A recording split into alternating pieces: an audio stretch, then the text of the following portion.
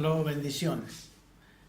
Entramos en la segunda parte, después de haber reflexionado en la primera parte cómo las tradiciones humanas pueden estarnos impidiendo una manifestación grande y poderosa y gloriosa de Cristo en nuestras vidas. Habíamos quedado en el último versículo que leímos en Colosenses 2:10, donde la palabra de Dios nos dice que nosotros estamos completos en Él, quien es la cabeza de todo principado y autoridad. Estamos completos porque en el versículo anterior dice que en Él habita toda la plenitud de la deidad. Entonces, podemos preguntarnos, ¿qué son esas tradiciones? ¿O qué fueron por lo menos esas tradiciones en el tiempo ahora ya de Pablo? Anteriormente habíamos visto que en Jesucristo, cuando estaba Jesucristo, en los versículos que hablamos en Mateo y Marcos, las tradiciones eran comer con las manos sin lavar, las tradiciones eran dejar de manifestar el amor a nuestros padres, dándoles a ellos su sustento por dar una ofrenda, ¿no?, a la clase religiosa. Ahora continuamos y vemos ahí mismo en el capítulo 2 de la carta de Pablo a los Colosenses, en el versículo 16, alguna lista de lo que podemos decir fueron estas tradiciones en el tiempo de Pablo. Dice el versículo 16, por tanto, dice, nadie os juzgue en asuntos de comida o de bebida o respecto a días de fiesta, lunas nuevas o sábados. Todo ello es una sombra de lo porvenir, pero la realidad pertenece a Cristo.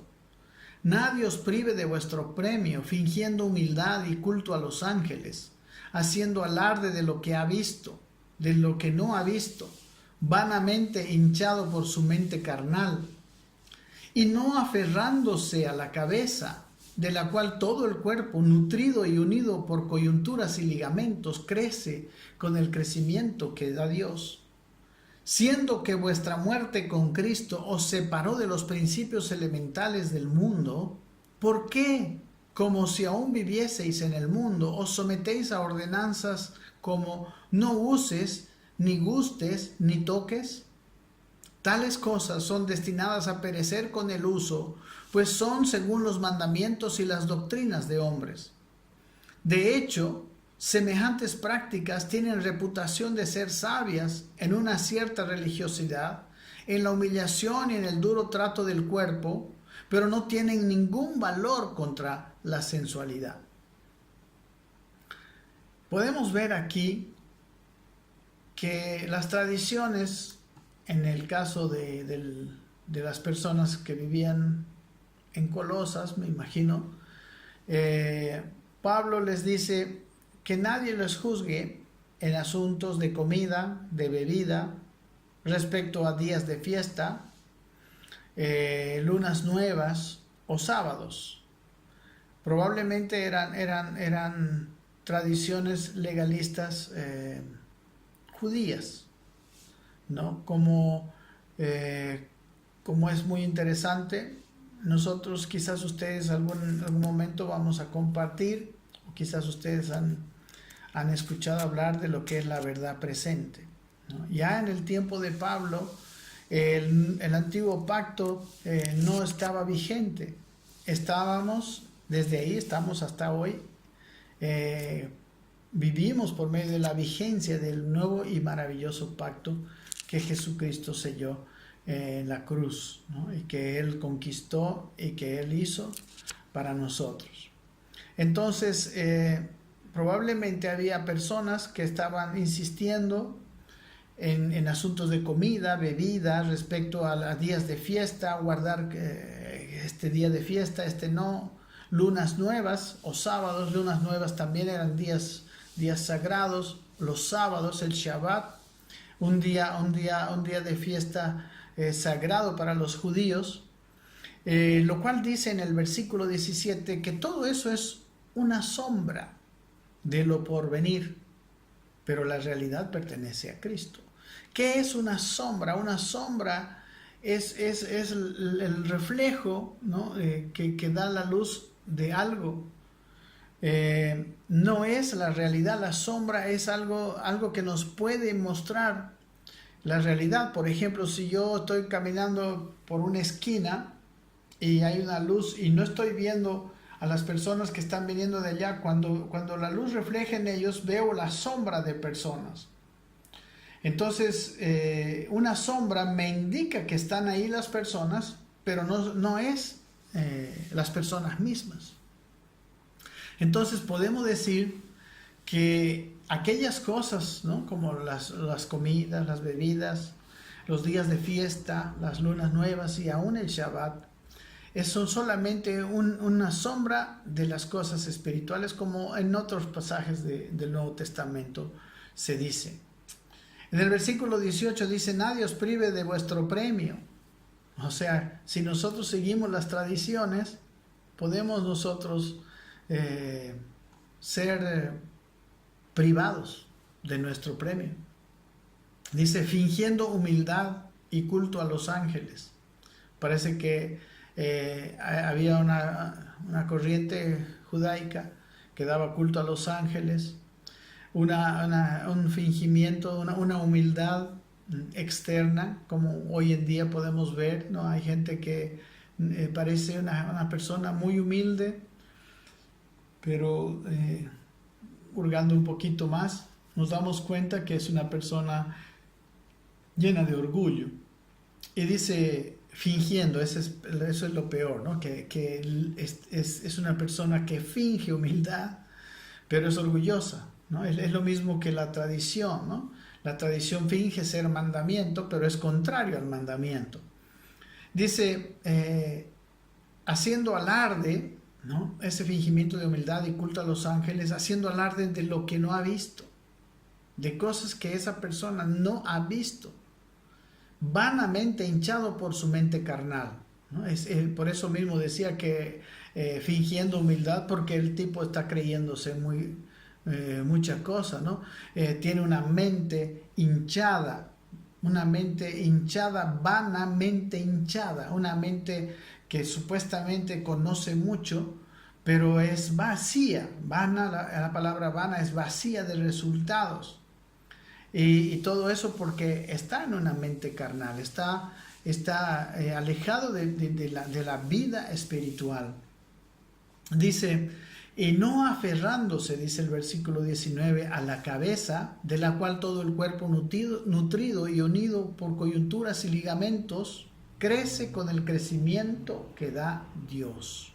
Versículo 19 de Colosenses 2 es un versículo demasiado interesante, demasiado, podemos decir, en este versículo nos trae como resumidamente gran información. El problema de las personas que están viendo las tradiciones es que no están aferrándose a la cabeza de la iglesia, la cual es Cristo. Están desconectados de la cabeza. ¿Qué pasaría si un miembro de nuestros cuerpos se desconecta de la cabeza? Y eso es lo que estaba sucediendo con algunas personas que estaban juzgando a la gente por causa de la tradición. Dice que esas personas no se estaban aferrando a la cabeza, estaban aferrándose a su propia hinchada mente carnal, vana.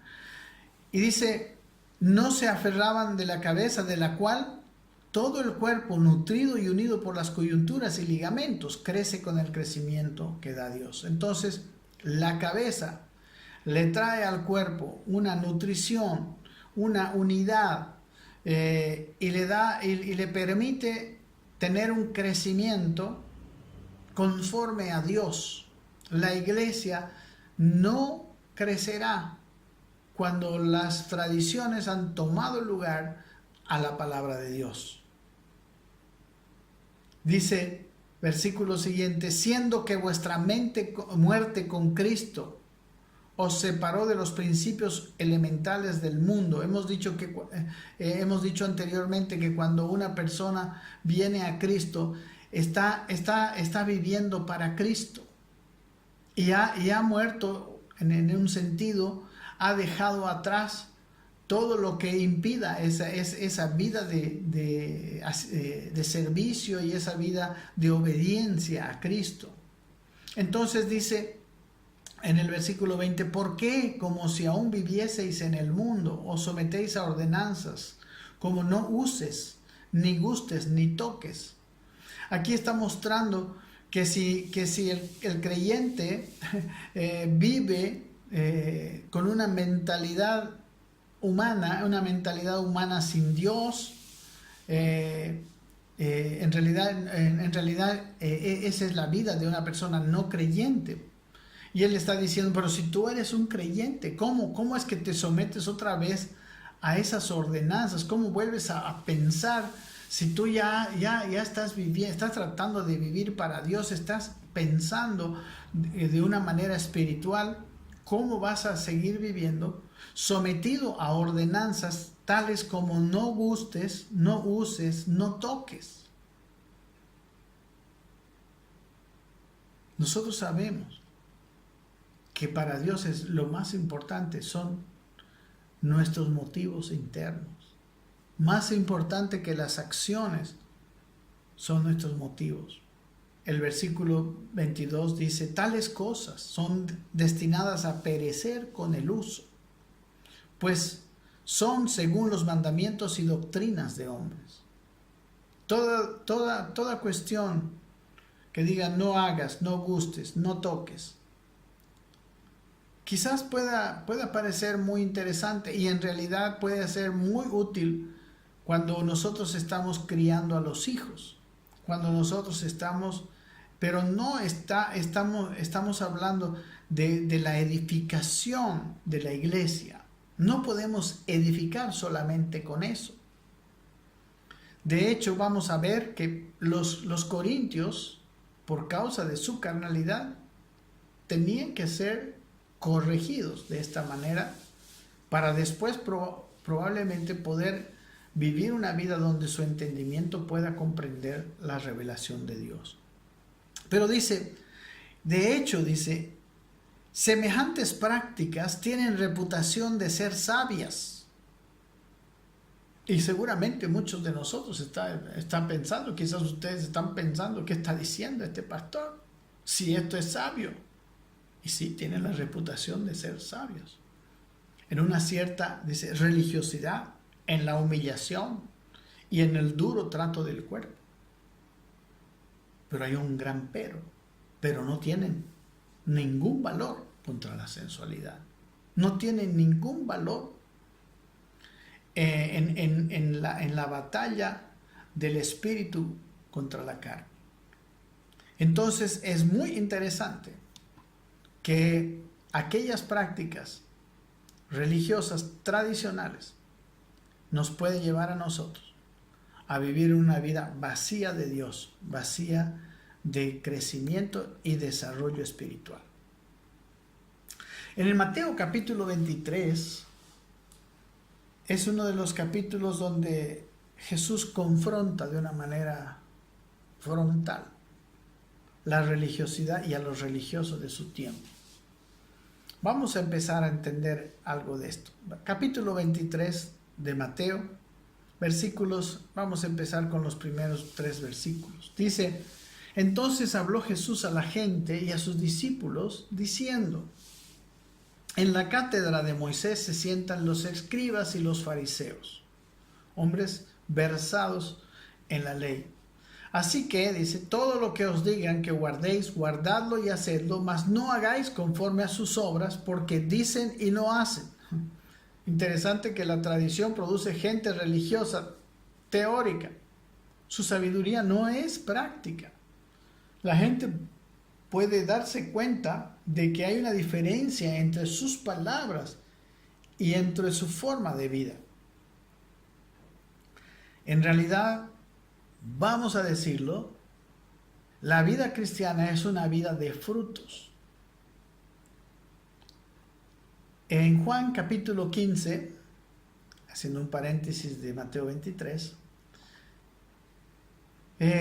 la palabra de Dios nos indica los frutos que son la vida nuestra, que estos frutos provienen precisamente de estar unidos de una manera constante, de una manera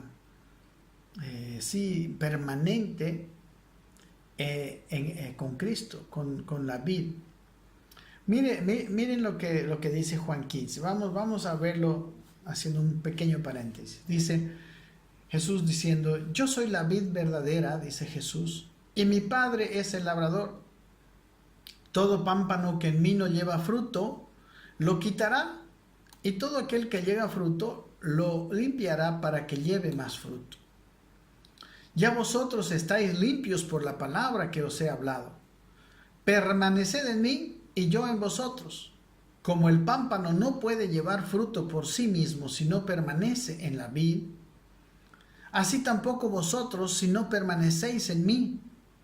Yo soy la vid, vosotros los pámpanos.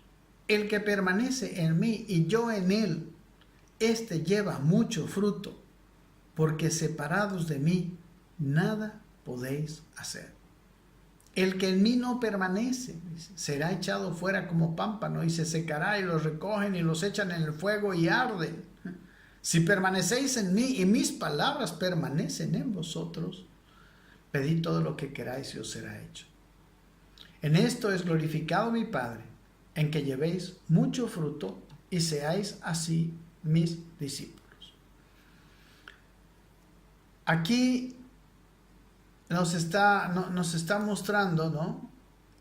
Recuerdan que los escribas y fariseos, Jesús decía: lo que ellos dicen, guárdenlo, pero no hagan conforme a lo que ellos hacen, porque ellos solamente decían, y decían correcto, porque se habían sentado en la cátedra de Moisés, y ese correcto era un correcto entre comillas, porque como hemos visto en el pasaje de Marcos 7, ellos habían contaminado su enseñanza de la ley misma con la tradición.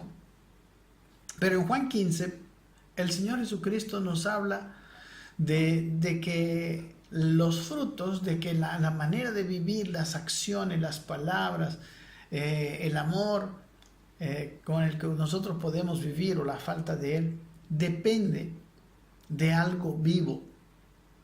La diferencia entre el antiguo y el nuevo pacto es la vida.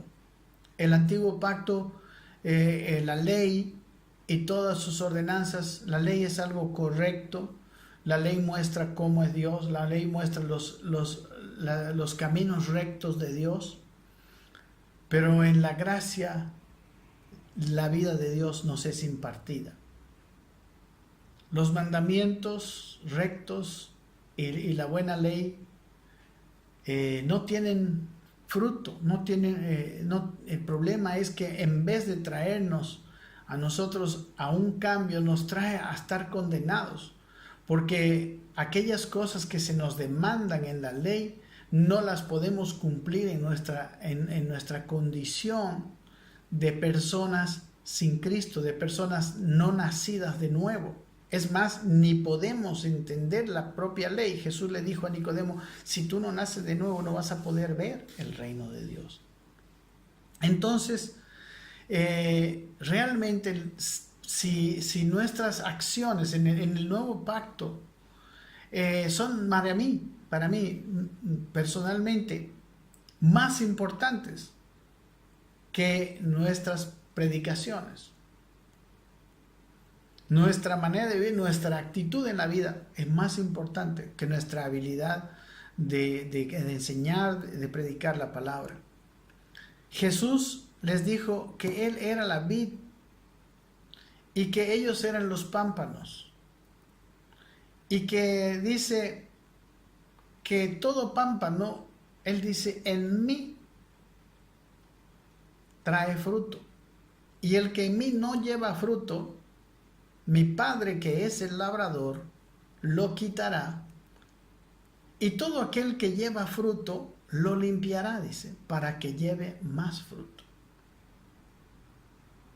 Qué interesante que si nosotros empezamos ya con vida, va a haber un fruto inicial. Quizás no va a ser un fruto abundante, quizás va a ser un fruto bastante deficiente, pero el Padre nos va a limpiar para que llevemos más fruto. Y en el versículo 3 nos dice cuál es el instrumento de limpieza.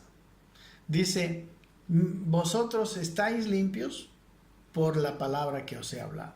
La palabra revelada, la palabra que es viva y eficaz, es la que limpia para que al pámpano, para poder llevar más fruto.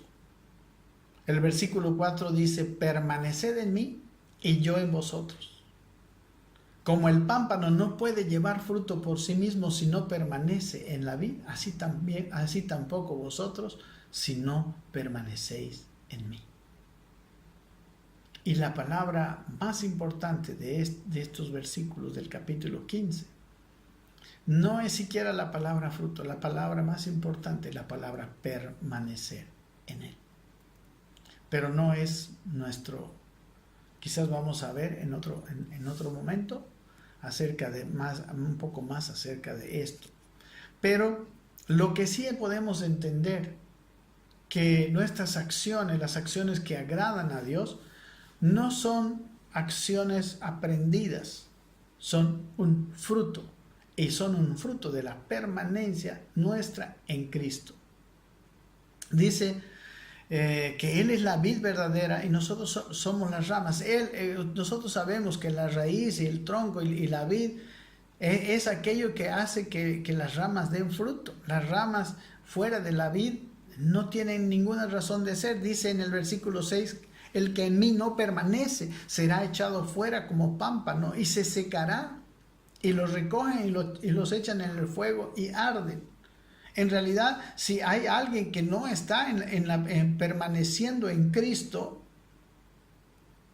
mis queridos, no va a poder llevar fruto. Aparentemente puede llevar fruto, podemos poner nosotros las pompas en un árbol de Navidad.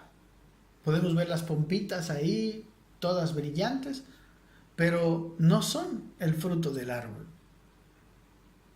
Y dice que si nosotros estamos apartados del árbol, nos vamos a secar. Y bueno, el fin es echarse lo que está seco, ya no sirve, se lo pone de leña. Y dice, terminando el versículo 8, como un comentario más, que el Padre es glorificado en que nosotros llevemos mucho fruto. Y así es la manera en que nosotros demostramos ser sus discípulos. Entonces, tenemos que permanecer en Cristo y sus palabras, dice el versículo 7, permanecer en nosotros. Y también dice, nosotros vamos a tener, si esto es una realidad, todo lo que le pidamos, porque obviamente lo que nosotros le vamos a pedir es algo que Él quiere darnos. Ok, veíamos esto tratando de hacer entender que los escribas y los fariseos, dice, decían pero no hacían.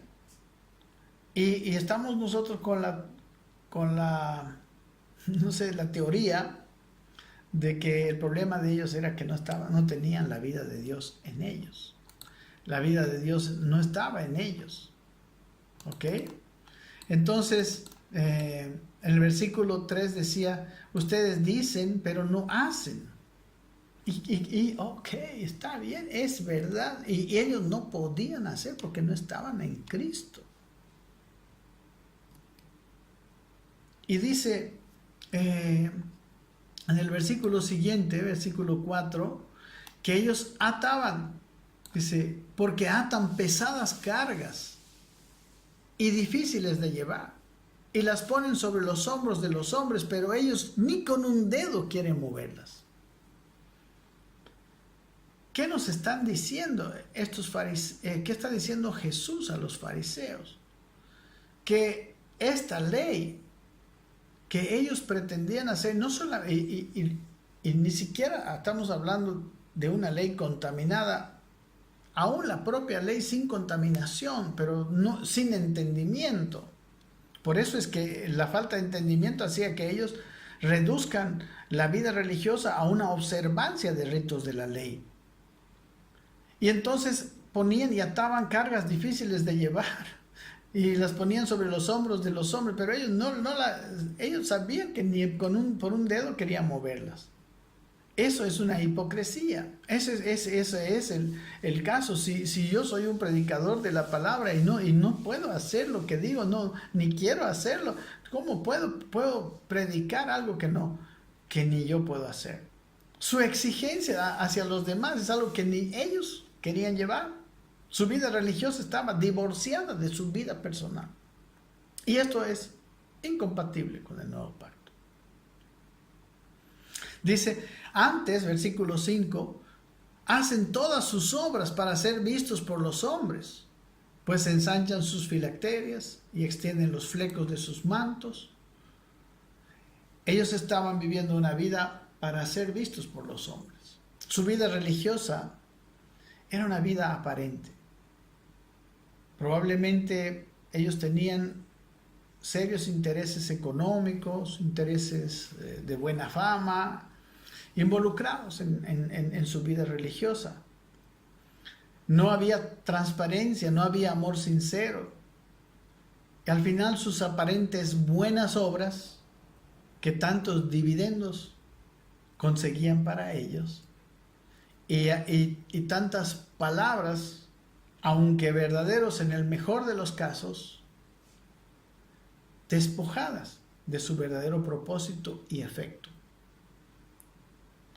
Y sus palabras y sus obras en conjunto, en vez de traer al conocimiento del Dios vivo, a la relación con el Dios vivo, difamaban al Dios que ellos mismos proclamaban. Hoy en día, muchas personas predican de Cristo con sus palabras, pero con sus hechos lo niegan.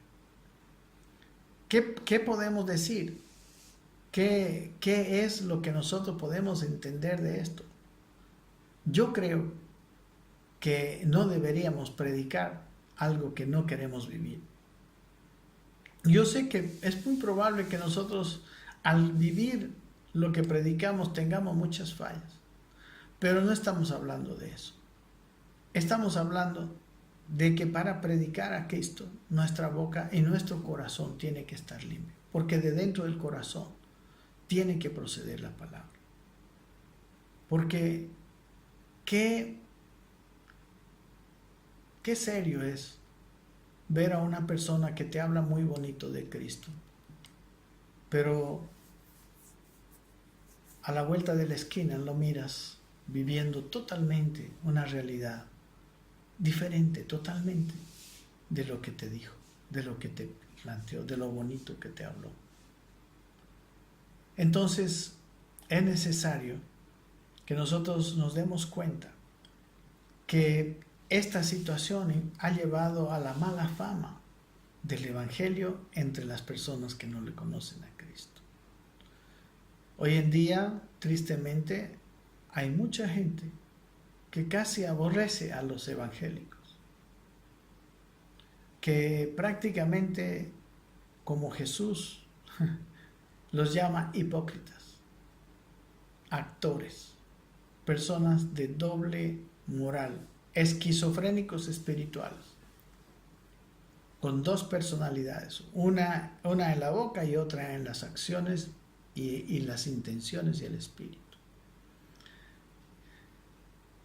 Creo que hemos llegado a la segunda media hora. Gracias. Es quizás momento de reflexionar cómo nosotros pudiéramos tomar el papel de los escribas y de los fariseos. Cómo podemos estar viviendo una vida para que nos vea la gente. Y aunque podemos estar con las grandes buenas intenciones, pero si nuestro corazón no cree, no vive, no ha cambiado, si la vida de Cristo no ha tomado ese lugar en nuestro corazón, tristemente, lo que con nuestros labios estamos construyendo, con nuestras acciones los destruimos. Y queda una vacuna, gente vacunada contra la propia disque palabra de Dios. Meditemos y nos vemos en el próximo segmento. Gracias.